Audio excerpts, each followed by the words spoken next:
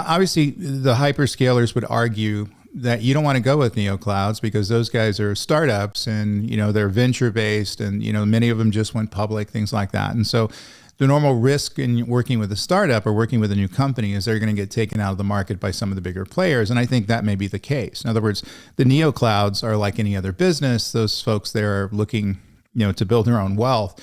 And eventually they're going to have an exit. They're either going to take the company public, and then they even get acquired after that, or they're going to sell the company outright. And so we will see those shifts in normalization in the market. And I do think that enterprises, will get negatively impacted if they invest in a neocloud, and that's where their AI workloads move, for the next few years. And suddenly that neocloud is taken out of the market by even some of the bigger cloud providers. And so in other words, you're going to find yourself folded into AWS, Microsoft, Google, Oracle, IBM, or one of the other bigger clouds.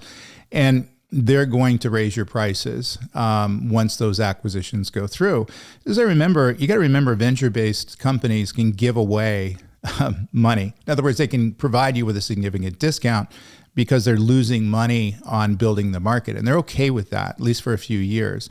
And so people are going to reap the benefits of, that kind of, business tactic. And eventually the prices are going to normalize. And the hyperscalers would argue that your prices are going to go up anyway in the future. Why don't you just go ahead and pay us now?